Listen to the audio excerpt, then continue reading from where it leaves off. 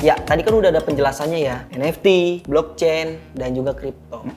Kita masuk ke lebih spesifik nih, sesuai dengan judul. Apa sih itu NFT? Oke. Yang orang tahu adalah ketika viral aja nih, NFT yang dipegang oleh Gozali. Dia menjual adalah foto. Ya mungkin orang awam seperti itu ya, dia menjual foto. Pas foto yang bisa diperjualbelikan di internet lah ya.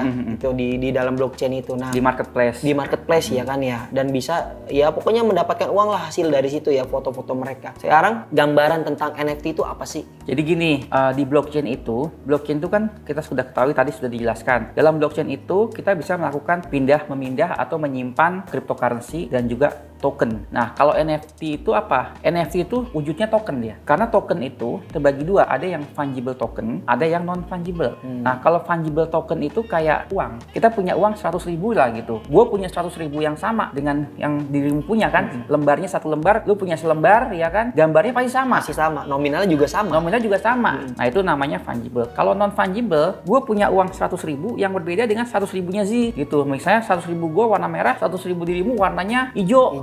Atau warna kuning gitu kan. Nah, itu kan ada perbedaan. NFT itu sebenarnya suatu sarana untuk menyimpan gambar ya, video, audio bisa audio vokal, bisa juga dalam bentuk musik, lagu, video juga bisa dalam bentuk film, video klip seperti itu, dan gambar-gambar ataupun animasi 3 dimensi. Jadi kita bisa menyimpan file multimedia ke dalam blockchain gitu. Nah, itulah jadi NFT itu. Dan NFT ini bisa digunakan oleh artis seniman ya untuk membuat karya-karya. Misalnya Copyright mereka lah di situ ya. iya, membuat gambar-gambar, membuat karya musik, mungkin juga membuat animasi-animasi yang sifatnya limited edition gitu. Atau membuat kartu-kartu member yang unik. Jadi NFT itu adalah sebuah wadah sebenarnya ya buat para karya seni ya, seniman-seniman untuk dimana karyanya tersebut dinilai nih. Kalau misalkan ada orang yang memakai NFT itu bisa membeli nih dengan hak ciptanya si karya seni tersebut dan diakui lah gitu ya. Tidak ada plagiat gitu ya yang mencolong-colong aja kan.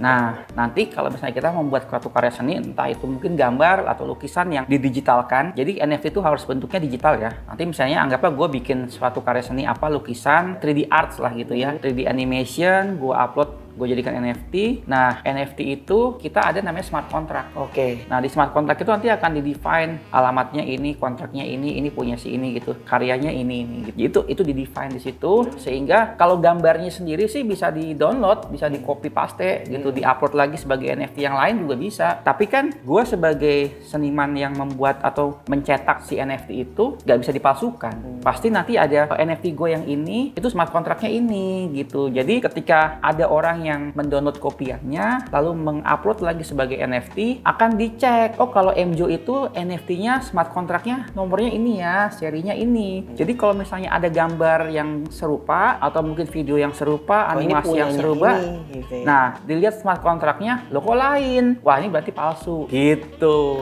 Kalau zaman dulu kan gini loh, zaman dulu kan ada pelukis nih, pelukis kan setelah dia selesai membuat lukisan kan dikasih tanda tangan tuh di bawahnya. Nah kemudian meninggallah si pelukis ini. Ada orang yang merasa punya lukisan asli. Biasanya kalau lukisan pelukis terkenal banyak dipalsukan, termasuk tanda tangannya. Nah, bahkan ada orang yang bisa membuat begitu real, gak bisa dibedain mana yang asli, mana yang palsu. Kita cuma perhatiin si tanda tangannya. Atau misalnya kalian punya memorabilia artis atau mungkin tokoh-tokoh sport ya, olahraga, anggaplah mungkin sepak bola ya, kalian bawa ke Ronaldo minta tanda tangan gitu kan, terus kalian bawa pulang, terus kalian mau jual itu gitu kan, kalian mau jual. Orang yang mau beli kan bertanya-tanya, ini bener gak sih? Original nggak sih? Tanda tangan bener nggak sih nih gitu ya, mungkin bolanya bisa beli di mana gitu kan. Tapi kan dilihat tanda tangan, proses memverifikasi tanda tangan ini kan ribet. Kita harus punya kopian tanda tangannya si Ronaldo misalnya kan, sama enggak gitu kan, tarikannya gimana gitu ya kan, sulit lah. Apalagi yang namanya lukisan, kalau pelukisannya udah meninggal terus karyanya terkenal dan banyak dipalsukan, mau diverifikasi itu ribet. Tapi kalau menggunakan NFT, MJO misalnya sebagai seorang artis sudah membuat NFT, smart contractnya ini ada karya yang sama ya kan, Smart contractnya berbeda smart tapi contractnya lain, udah pasti palsu, nggak usah pakai ribet, saat itu pun bisa langsung dicek gitu. Jadi lebih memudahkan. Misalnya gue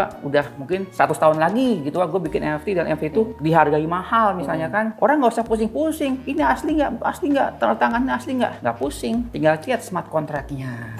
Nah kalau misalkan Gitu. itu kita masuk smart contractnya nih bro, sebelum kita nanti ke selanjutnya, pembahasan selanjutnya, kalau misalkan dia ngambil dari NFT orang tersebut, nah dia misalkan mau ngupload lagi di NFT dengan smart contract yang berbeda, nah NFT itu akan seperti apa nih? Apakah apakah dia akan nolak uploadan tersebut apa menerima juga? Tetap bisa diupload, tapi ya itu yang mengidentifikasikan si ini itu hasil karyanya si ini ya smart contract-nya. Karena smart contract itu identik, nggak sama. Nah, tapi apakah dia menghasilkan uang juga misalkan pada saat menyolong itu fotonya? Nah, kalau ada orang yang tertipu, dia bisa menghasilkan uang. Itu makanya kalau beli NFT hati-hati, karena banyak juga karya NFT palsu. Karya NFT rame, dipalsukan. Banyak tuh. Bahkan di marketplace juga ada ya karya-karya NFT yang terkenal dipalsukan. Dan itu sering nemu, oh sama sih, kok harganya murah gitu. Begitu dicek smart contract-nya, oh iya, wah ini mah palsu. Nipu nih gitu. Oke.